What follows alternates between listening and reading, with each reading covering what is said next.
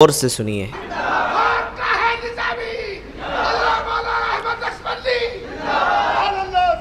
اس وقت دلیل کا نام قطب الدین بختیار کاکی تھا، اس وقت دلیل کا نام محبوب الہی تھا، کیا بات ہے؟ چہرے دلیل تھے۔ آپ پوچھو کیسا دلیل تھے، میں سمجھاتا ہوں آپ کو۔ 90 لاکھ تو کلمہ پڑھا ہے میرے غریب نواز، کتوں کو؟ تو 90 لاکھ کو کلمہ پڑھا ہے تو بخاری دکھا کے کلمہ نہیں پڑھا ہے، مسلم بتا کے کلمہ نہیں پڑھا ہے، استغفر اللہ، تلوار دکھا کے کلمہ نہیں پڑھا ہے، بلا بلا کے خانخواہ میں بٹھا بٹھا کے 40 دن چلے مار مار کے بٹھا کے کلمہ نہیں پڑھا ہے۔ ارے میرے غریب نواز نے کلمہ پڑھایا تو صرف اپنا نورانی چہرہ دکھا کے کلمہ پڑھایا۔ ایسے لوگوں کی زبانیں گم کیوں نہیں ہو جاتی ہیں جو اس طریقے سے سر عام اللہ اس کے رسول صلی اللہ علیہ وسلم کے فرامین کی دھجیاں اڑاتے ہیں؟ ایسے لوگوں کو شرم کیوں نہیں آتی؟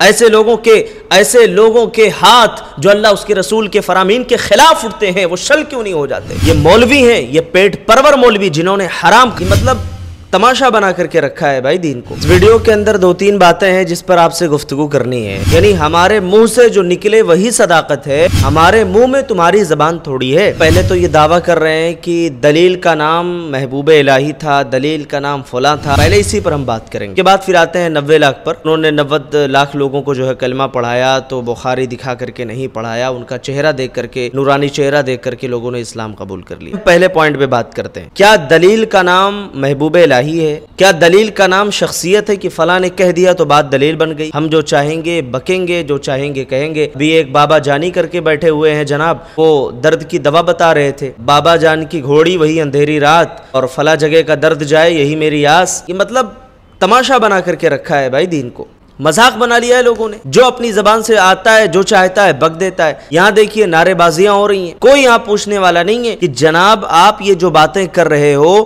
کہاں تک ثابت ہے قرآن و حدیث سے؟ اللہ نے یہی کہا ہے، رسول اللہ نے یہی کہا ہے کہ دلیل کا نام کوئی شخصیت ہے۔ اللہ کے رسول کا فرمان تو واضح کہ ترکت فیکم امرین، 2 چیزیں تم میں چھوڑے جا رہا ہوں، جب تک مضبوطی سے اس پر قائم رہو گے کبھی گمراہ نہیں ہو سکتے۔ یہ بات نبی نے کہی ہے۔ اور ایک پتے کی بات آپ سے بتاتا ہوں، بہت غور سے سننا۔ بات جب شریعت کی آتی ہے نا تو قرآن میں اللہ نے یہاں تک کہہ دیا کہ وَمَا يَنْتِقُ عَنِ الْهَوَىٰ إِنْ هُوَ إِلَّا وَحْيٌ يُوحَىٰ۔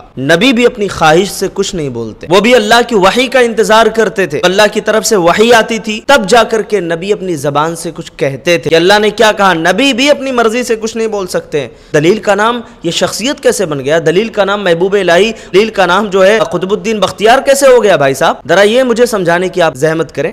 اب آئیے ایک حدیث میں آپ کے سامنے اسکرین پر پیش کر رہا ہوں، اس کو ذرا غور سے دیکھیں۔ حضرت اما عائشہ کہتی ہیں رضی اللہ تعالی عنہ، الحمدللہ الذی وسع سمعہ الاصوات، تمام تعریفیں اس رب کے لیے ہیں جو اللہ رب العالمین کی سمع یا سننے کی طاقت تمام آوازوں کو محیط ہے، گھیرے ہوئے ہیں۔ کہ میں گھر کے ایک کونے میں بیٹھی ہوئی تھی، ایک عورت یعنی جن کا نام خولہ بنت ثعلبہ ہے، یہ اوس بن صامت کی بیوی ہے، کہ وہ جو ہے اپنی شکایت کر رہی تھی اللہ کے رسول صلی اللہ علیہ وسلم، اسمع ما تقول فانزل اللہ، کہتے ہیں کہ وہ کیا کہہ رہی تھی مجھے سنائی نہیں دے رہا تھا، میں سن نہیں پا رہی تھی۔ پھر اللہ تعالیٰ نے سورہ مجادلہ کی یہ آیت نازل فرمائی، قد سمع اللہ قول التي تجادلك في زوجها، اللہ اکبر، اللہ تعالیٰ نے سن لیا ہے اس عورت کی بات کو جو اپنے شوہر کے بارے میں آپ سے جھگڑ رہی تھی، آپ سے شکایت کر رہی تھی۔ یہ اصل میں مالک بن ثعلبہ کی بیٹی تھی خولہ، اوس بن صامت کی بیوی تھی۔ ان کا معاملہ یہ تھا کہ ان کے شوہر نے ان سے زہار کر لیا تھا۔ زہار کہتے ہیں کہ کوئی شوہر اپنی بیوی سے کہہ دے کہ انت علیہ کا زہر امی، میرے لیے میری ماں کی پیٹھ کی طرح۔ پہلی شریعت میں کیا تھا، پچھلی شریعت میں، کہ اگر ایسا کسی نے کہہ دیا تو واقعی وہ بیوی اس کے لیے حرام ہو جاتی تھی۔ اب یہ شکایت لے کر کے اللہ کے رسول کی خدمت میں آتی ہیں، کہتی ہیں اللہ کے رسول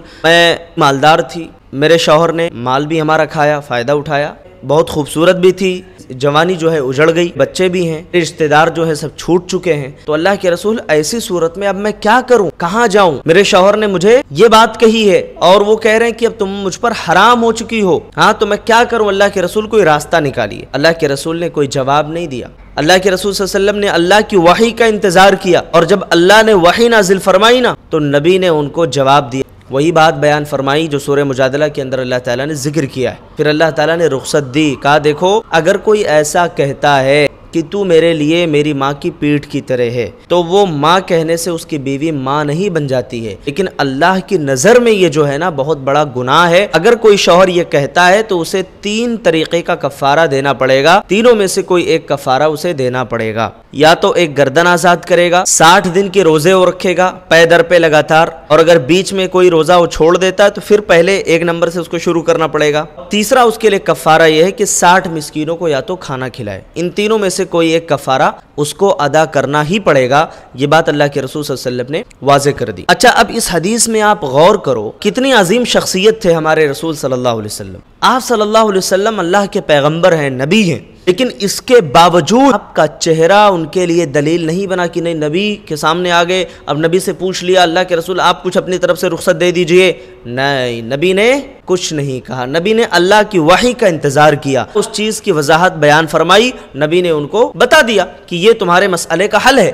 اور حضرت اما عائشہ تو حیران ہو گئی، انہوں نے کہا کہ میں اس گھر کے ایک حصے میں بیٹھی ہوئی ہوں، اللہ کے رسول صلی اللہ علیہ وسلم کا سر مبارک وہ دھو رہی تھی، کہتی ہیں کہ جب وہ عورت اللہ کے رسول سے سوال کر رہی تھی میں گھر کے ایک حصے میں تھی، موجود تھی، مجھے اس کی بات سمجھ میں نہیں آئی کہ وہ کیا کہہ رہی ہے، کیا بولنا چاہ رہی ہے، اور اللہ تبارک و تعالی عرش پر بیٹھے ہوئے اس کی بات اللہ نے سن لیا، سبحان اللہ۔ تو یہ اللہ تعالیٰ کی سننے کی طاقت ہے میرے بھائی، اور آپ کا ادراک نہیں کر سکتے ہیں۔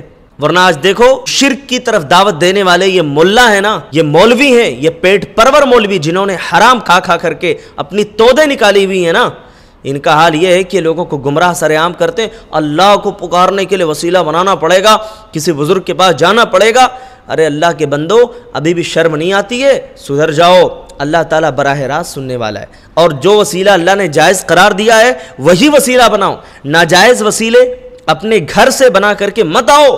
شریعت تمہارے گھر کی، ہمارے گھر کی جاگیر نہیں ہے، شریعت اللہ اس کے رسول کے فرمان کا نام ہے۔ شریعت میں کوئی مسئلہ اگر حل نہیں ہو رہا، اختلاف ہوا، اللہ اس کے رسول کی طرف ہمیں لوٹنا پڑے گا، اس کے رسول کی طرف ہمیں آنا پڑے گا، اور یہی مسئلے کا حل ہے۔ اللہ نے یہ نہیں کہا کہ دلیل کا نام فلاں شخصیت ہے، دلیل کا نام ارے اللہ کے رسول صلی اللہ علیہ وسلم جب اپنی مرضی سے دین میں بول نہیں سکتے ہیں تو کوئی عام انسان کیسے بات کر سکتا ہے؟ یہ بات سمجھ میں نہیں آتی ہے۔ آتے ہو نعرے لگانے کے لیے، اری زبانیں، ایسے لوگوں کی زبانیں گنگ کیوں نہیں ہو جاتی ہیں جو اس طریقے سے سر عام اللہ اس کے رسول صلی اللہ علیہ وسلم کے فرامین کی دھجیاں اڑاتے ہیں؟ ایسے لوگوں کو شرم کیوں نہیں آتی؟ ایسے لوگوں کے ہاتھ جو اللہ اس کے رسول کے فرامین کے خلاف اٹھتے ہیں وہ شل کیوں نہیں ہو جاتے؟ میرے بتانے کا مقصد صرف اور صرف یہ ہے کہ کوئی بھی مولوی، کوئی بھی عالم، کوئی بھی امام کھڑے ہو کر کے اگر یہ کہتا ہے نا کہ میری بات دین کے اندر دلیل ہے تو اس کی بات جوتے کی نوک پر ہوگی۔ بات اگر دلیل کسی کی ہے، اللہ اس کے رسول کے فرامین دلیل ہے ہمارے لیے۔ کوئی عالم آ کر کے کہے ٹھیک ہے اس کی بات شریعت میں، ارے کسی کی بات شریعت میں دلیل ہو سکتی ہے کیا؟ نہیں ہو سکتی ہے میرے بھائی۔ دوسرا دعویٰ کر رہے ہیں کہ غریب نواز 90 لاکھ لوگوں کو کلمہ پڑھائے۔ جو بات آپ نے یہاں کہی کہ بخاری دکھا کر کے کلمہ نہیں پڑھایا، ارے بخاری کیا ہے بھائی؟ مذاق لگ رہی ہے تم؟ رسول اللہ صلی اللہ علیہ وسلم کا موازنہ تم کسی کے چہرے سے کر رہے ہو کہ رسول اللہ صلی اللہ علیہ وسلم کی تعلیمات اتنی زیادہ تاثیر نہیں رکھتی ہے نعوذ باللہ جتنا فلاں کا چہرہ متاثر کر سکتا ہے۔ ہاں، ارے شیطانیت کی حد ہوتی ہے جناب، اس طریقے کی باتیں کرتے ہوئے تمہاری روح کیوں نہیں کانپ جاتی ہے؟ کہتے ہو بخاری دکھا کر کے کلمہ نہیں پڑھایا، نورانی چہرہ دکھا کر کے کلمہ پڑھایا انہوں نے۔ ارے نبی کریم صلی اللہ علیہ وسلم جو ہمارے آقا ہیں، ہاں ہمارے حضور ہیں نبی کریم صلی اللہ علیہ وسلم، اللہ کے رسول صلی اللہ علیہ وسلم کے چہرے سے بڑھ کر کے کسی کا چہرہ اس کائنات میں نورانی ہو سکتا ہے کیا؟ ہاں، لیکن آپ مکے میں آپ 13 سال تک لوگوں کو بتاتے رہے، آپ کو مارا بھی گیا، آپ کے راستے میں کانٹے بھی بچھائے گئے، آپ کو تکلیفیں بھی دی گئیں، ہاں آپ کے اوپر اوجھڑی بھی ڈالی گئی، ہاں 13 سال تک آپ مکے میں دعوت دیے، اس کے بعد اللہ کے رسول مدینہ ہجرت کر کے مکہ چھوڑ کر کے آپ کو جانا پڑا۔ اگر صرف نورانی چہرہ دیکھ کر کے کوئی ایمان قبول کر لیتا تو جناب والا پوری دنیا مسلمان ہو جاتی۔ اللہ کے رسول صلی اللہ علیہ وسلم کا نورانی چہرہ وہ نورانی چہرہ تھا، لیکن آپ نے اپنا اخلاق دکھایا لوگوں کو۔ چہرہ نورانی کب بنتا ہے؟ جب اخلاق سے دوسروں کو متاثر کرو۔ ظالم سے لیا ظلم کا بدلہ نہ کسی وقت، ظالم سے لیا ظلم کا بدلہ نہ کسی وقت، مارا بھی تو اخلاق کی تلوار سے مارا۔ یہ نبی کی دعوت تھی۔ اللہ کے رسول صلی اللہ علیہ وسلم نے محنت کی ہے دعوت و تبلیغ کرنے میں۔ ہاں، اس طریقے کی من گھڑت باتیں برائے مہربانی نہ کیا کریں، عوام کو گمراہ نہ کریں۔